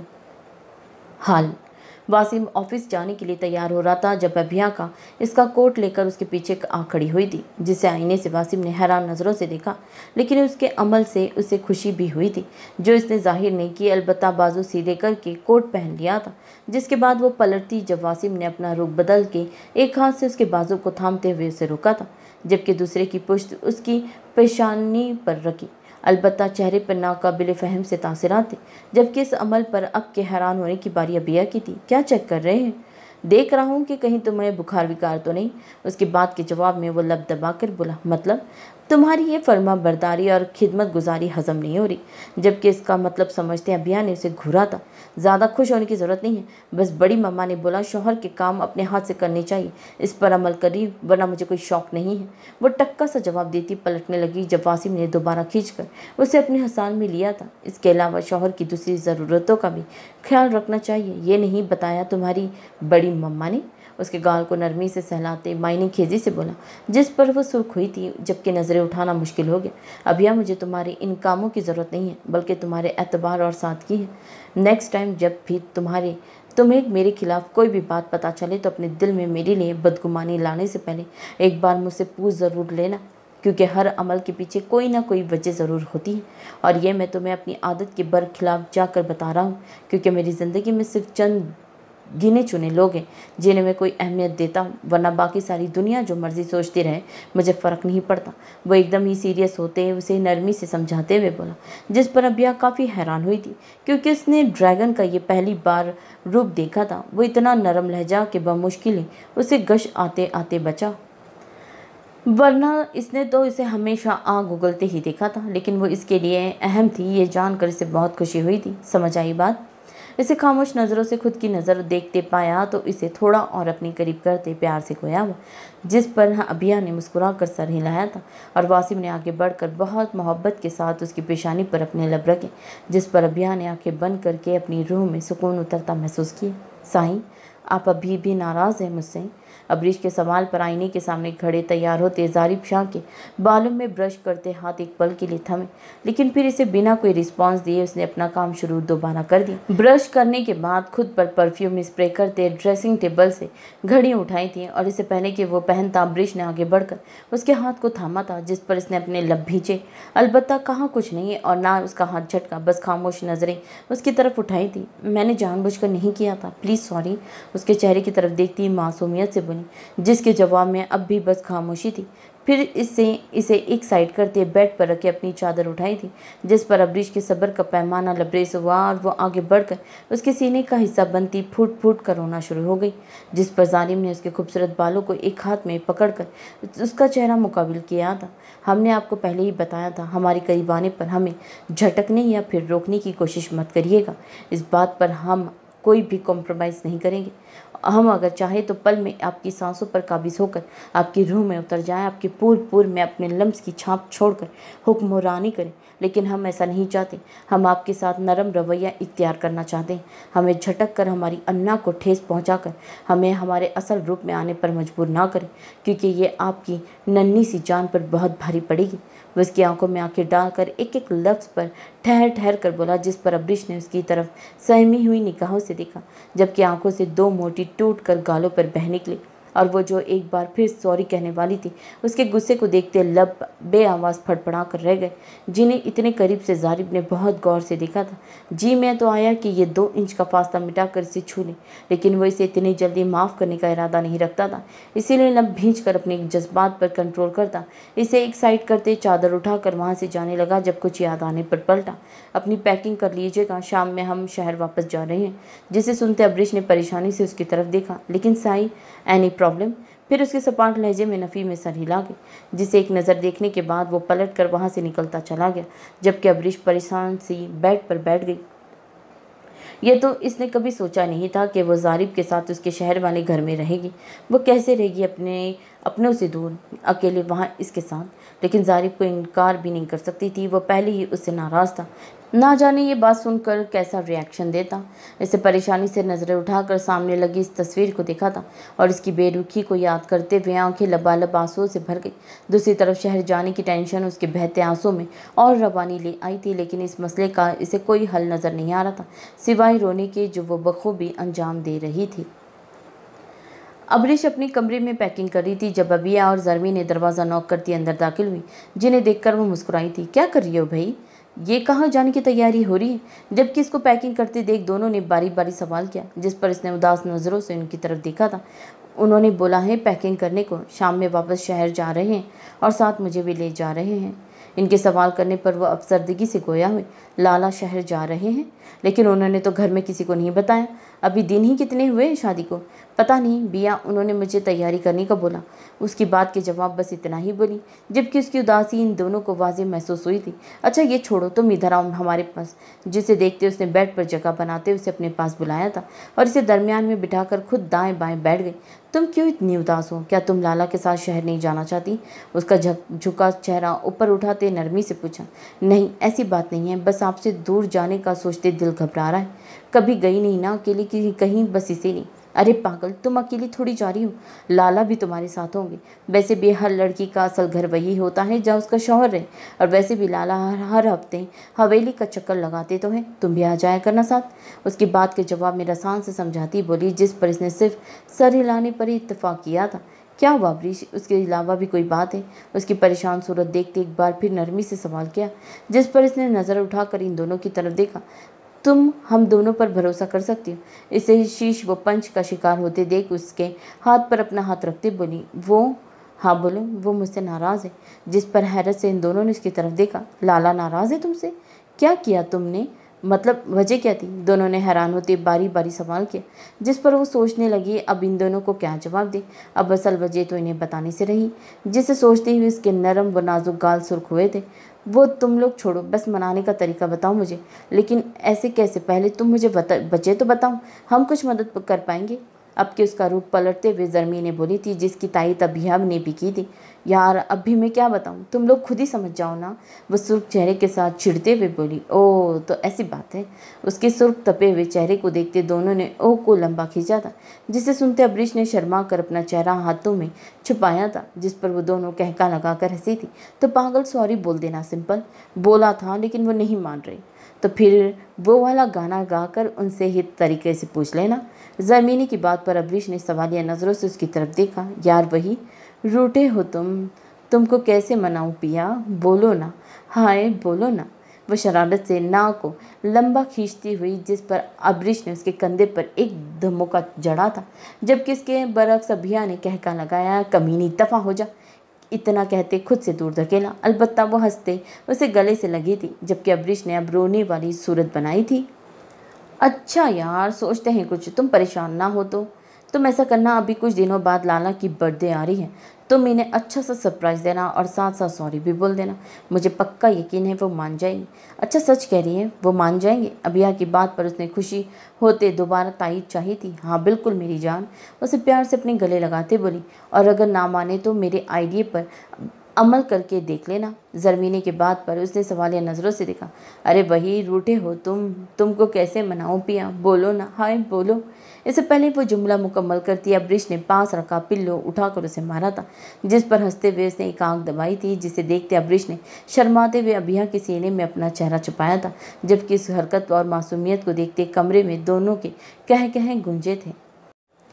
माजी यूनी के पहले दिन से लेकर अब तक हिजाब को खुद पर किसी की नज़रें महसूस होती थी, लेकिन आसपास देखने पर वहाँ कोई भी मौजूद नहीं होता था जो इसके डर में मज़ीद इजाफा करता, जिसका जिक्र इसने रुबाब से भी किया था। लेकिन वो आसपास किसी को मतवज्जा ना देखकर यही कहती कि तुम्हारा वहम है और कुछ नहीं, जिस पर वो सर हिलाकर रह जाती। दूसरी तरफ मोहसिन हयात, जो पहली नज़र में ही मोहब्बत का शिकार हुआ था, उसकी नज़रें हर वक्त उसके मासूम चेहरे के तवाफ़ करती रहती थी। लेकिन जब वह उसकी नज़रों की तपिश महसूस करके आसपास देखती तो वह अपनी नज़रें झुकाकर और तरफ मतवजा होते खुद को मसरूफ़ जाहिर करता। उसे हिजाब की मासूमियत, इसका डरना, छोटी छोटी बात पर पजल होते घबराना बहुत प्यारा लगता था। और जब वो रुबाब की किसी बात पर मुस्कुराती तो इसके दाएं गाल में जाहिर होते भंवर में अपना दिल डूबता महसूस होता। वो इस बात का इजहार अपने दिल में हज़ारों बार कर चुका था कि उसे हिजाब इब्राहिम शाह से मोहब्बत नहीं बल्कि इश्क हो गया था, जिसका इजहार वो इससे निगाह के पाक बंधन में बंधने के बाद ही करने का इरादा रखता था, जिसको पाया तकमील तक पहुंचाने के लिए वो बहुत जल्द अपने घर वालों से बात करने वाला था। और इसके घर में था कौन सिवाय एक बार बड़े भाई के, जिसकी कुल कायनात वो खुद ही था। उसे पूरा यकीन था उसका भाई उसकी ये ख्वाहिश ज़रूर पूरी करता, लेकिन वो नहीं जानता था कि किस्मत ने बहुत पहले ही उसे किसी और के मुकद्दर में लिख दिया था, जिसे बदलना अब उसके हाथ में भी नहीं था। भाई आजकल कोई हमें लिफ्ट ही नहीं करा रहा, बड़े भाई की तो कोई वक्त ही नहीं रह गई। वो अपनी सोचों में गुम मुस्कुराते हुए अपने कमरे की तरफ बढ़ रहा था जब पीछे से एहसान हयात ने उसे मुखातिब किया, जिस पर वो खज्जल सा होता आंखें बंद करके बालों में हाथ फेर कर गहरा सांस खींचकर मुस्कुराते हुए पलटा था। और फिर इतने दिनों बाद घर वापस आए अपने सामने खड़े अपने बड़े भाई को देखकर खुश होता आगे बढ़कर उसके सीने से लगा। सॉरी भैया, मैं आपको देखा नहीं। हाँ भाई, अब तुम हमें क्यों देखोगे, जिसकी नज़रों और सोचों में अब कोई और बस गया है। जिस पर मोहसिन ने हैरान नज़रों से उसकी तरफ देखा, लेकिन फिर उनके चेहरे पर सजी मायने खेज मुस्कुराहट को देखते वो भी नफ़ी में सर हिलाता दिलकशी से मुस्कुराया। भला वो कैसे भूल गया, उसका भाई उसकी किसी बात से अनजान नहीं रह सकता। तो हमारी शहजादी को प्यार हो गया, वो एक बार फिर शरारत से गोया हुए थे, जिस पर वो खज्जल सा होता दोबारा उनके कशीदा सीने का हिस्सा बना था, जिसके बदले उन्होंने मोहब्बत से उसकी पीठ थपथपाई थी। तो फिर इजहार किया हमारी शेर ने, उसे लेकर लाउंज में रखे सोफे पर बरजुमान होते मुस्कुरा कर बोले। नहीं भी हो, वो बहुत मासूम है, छोटी छोटी बातों पर बहुत जल्द डर जाती है और ख़ानदानी भी है। मुझे इसे बिना किसी रिश्ते के इजहार करना मुझे मुनासिब नहीं लगा। तो इसमें कौन सी बड़ी बात है, बहुत जल्द हम इनके घर जाकर रिश्ता जोड़ लेंगे। आप सच कह रहे हैं? उनकी बात पर खुश होता फ़ौरन बोला, लेकिन फिर अपनी जल्दबाजी का एहसास होते वो इन्हें अपनी तरफ देखते सर झुका गया, जिस पर उन्होंने कहका लगाया। बिल्कुल मेरी जान, भला कभी ऐसा हुआ है आपने किसी चीज़ की ख्वाहिश की हो और आपके भाई ने वो पूरी ना की हो?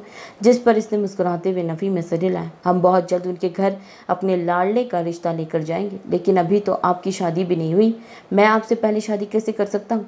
मेरी जान, मेरे लिए आपसे बढ़कर कुछ नहीं है।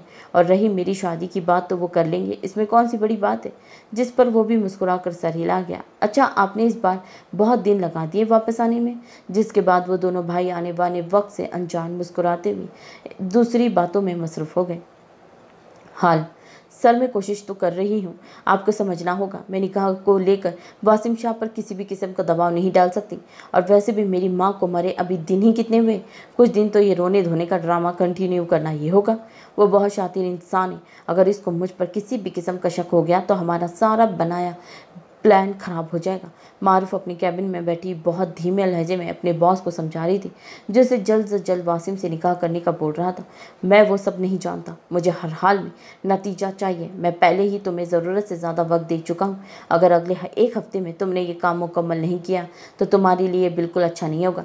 उसकी धमकी सुनकर एक पल के लिए मारूफ जैसी लड़की भी जी जान से लर्जी थी, क्योंकि उसकी सफाकियत से तो वो भी अच्छे से वाकिफ थी।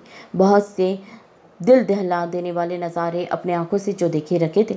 जी सर, मैं कोशिश करती हूँ, बमुश्किल सहमे हुए लहजे में अटकते हुए बोली। जिस पर सामने वाले ने बिना कुछ कहे फ़ोन बंद कर दिया, जबकि मारूफ इसकी धमकी की वजह से इस सर्दी में अपनी परेशानी पर आई पसीने की बूंदों को साफ करती गहरा सांस खींच कर रह गई। जबकि दूसरी तरफ अपने रूम में बैठा वासिम शाह कैमरे की आंख से उसकी हालत को देखते और उसकी बातें सुनते हुए मायने खेजे से मुस्कुराया था। फिर क्रेडल से फ़ोन उठाते अपने पीए को मिलाकर उसे अंदर भेजने को बोला था, जिसके कुछ देर बाद ही वो दरवाज़ा नॉक करती अंदर दाखिल हुई थी। आपने मुझे बुलाया सर? हाँ बैठो। उसे बैठने का इशारा करते खुद सामने टेबल पर रखा हुआ एक खूबसूरत ज्वेलरी बॉक्स को उठाते हुए खुद उठकर उसके करीब आया था, जिस पर मारूफ ने सवालिया नज़रों से उसकी तरफ देखा। कुछ दिन बाद हमारा निकाह है तो मैंने सोचा अपनी होने वाली खूबसूरत सी बीवी को कोई प्यारा सा गिफ्ट दे दूँ।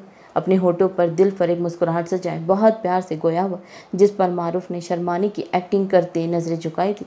देखोगी नहीं मैं तुम्हारे लिए क्या लाया हूँ? उसके झुके सर को देखते हुए एक एक लफ्ज़ चबा चबा कर बज़ाहिर मुस्कुरा कर बोला, जिस पर इसने अपना झुका हुआ सर उठाया। फिर उसके हाथ से वो ज्वेलरी बॉक्स थामते हुए खोला, जिसमें बहुत ही नाजुक और खूबसूरत डायमंड का पेंडेंट था, जिसे देखते उसकी आंखें चमकी थी। थैंक यू सर, बहुत प्यारा है। फिर मुस्कुरा कर उसका शुक्रिया अदा करती बोली, अरे इसमें शुक्रिया की क्या बात है, मेरी हर चीज़ पर तुम्हारा हक है। मुस्कुराते हुए लकावट से बोला, जिस पर उसने सर हिलाया था, जिसके वो ज्वेलरी बॉक्स बंद कर गई। जब वो इसे रोकते दोबारा मुखातिब हुआ, मुझे पहन कर नहीं दिखाऊंगी? लेकिन सर अभी? हाँ बिल्कुल अभी और इसी वक्त। जिस पर ना चाहते हुए भी मारूफ ने वो पेंडेंट निकाल कर अपने गले की जीनत बनाया और उसकी सफ़ेद सुराहीदार गर्दन में बहुत जच रहा था। ये मेरा पहला तोहफा है तुम्हारे लिए, मेरे प्यार की निशानी, जो मैं चाहता हूँ तुम कभी खुद से जुदा ना करो। वो इसके खूबसूरत चेहरे की तरफ देखता दिलफरेबी से बोला, जिस पर वो शर्मा कर अपना सर हिला गई, जिसे देखते वासिम के चेहरे की मुस्कुराहट कुछ और गहरी हुई थी। चलती हुई गाड़ी में अब्रिश की सू सू आती आवाज़ें जारी थी। इन्हें हवेली से निकले हुए काफ़ी देर हो गई थी और अब तो वो तकरीबन शहर की हदूद में दाखिल हो चुके थे। हवेली से रवाना होते घर वालों ने मिलते हुए आज अब्रिश से शादी वाले दिन से भी ज़्यादा रोई थी, क्योंकि उसे लग रहा था उसकी असल रुखसती आज हुई है, जिस पर उज़्मा बेगम ने बमुश्किल समझा बुझा कर चुप करवाया। अलबत्ता ज़ारिब शाह ने कोई ख़ास रिस्पॉन्स नहीं दिया था और अब भी उसके करीब बिल्कुल बेनियाज होकर बैठा गाड़ी के बाहर नज़ारों को दिख रहा था, जिससे उसे ज़रूरी कोई काम ही ना हो ज़िंदगी में। और इसकी यही बेरुखी अब्रिश को और ज़्यादा रोने पर मजबूर कर रही थी। उसे समझ नहीं आ रही थी कि अपने रूठे हुए पिया को वो कैसे मनाए, और ना ही उसने पहले ये काम कभी अंजाम दिया था, क्योंकि कभी कोई इससे नाराज़ नहीं हुआ था, उल्टा वो सबसे होती थी। लेकिन अब वक्त बदल चुका था। वो बार बार अपनी भीगी हुई पलकें उठाकर उसकी तरफ देखती, लेकिन उसकी पोजीशन में कोई फ़र्क ना आए देखकर दोबारा झुका लेती। साईं, लेकिन आखिर कब तक ऐसा चलता? इसीलिए अपने अंदर की सारी हिम्मत जमा करते उसने ज़ारिब को मुखातिब कर लिया था, जिस पर ज़ारिब ने चेहरा मोड़ते सवालिया नज़रों से देखा था। प्लीज़ मुझे माफ़। इससे पहले कि वो अपना जुमला मुकम्मल करती, गाड़ी को एक ज़ोरदार झटका लगा था और वो अपनी जगह से फिसलती हुई ज़ारिब से टकराई थी, जिस पर इसने एक हाथ से उसे थामा था और गौर से अपने बहुत करीब उसके रोए चेहरे को देखने लगा, जिसमें सुर्खियाँ सी खुली हुई थी। लेकिन फिर अपनी नाराज़गी याद करते उसे पीछे करने लगा। जब अबरीश ने उसके इरादे को समझते हुए उसके कशीदा सीने में अपना चेहरा छुपाया, सॉरी, और साथ ही उसके गिर्द अपनी पकड़ मजबूत की, जिसे वो चाह भी नहीं झटक सका। जबकि उसकी इस हरकत पर उसकी घनी मूंछों तले अनाबी लबों पर हल्की सी सही लेकिन खूबसूरत सी मुस्कुराहट ने अपनी छाप दिखलाई थी। सो नॉवल कैसा लग रहा है कमेंट करके ज़रूर बताइएगा। लाइक, शेयर और सब्सक्राइब करना तो बिल्कुल ना भूलिएगा। सो अपना बहुत ख्याल रखिएगा। अल्लाह हाफिज़।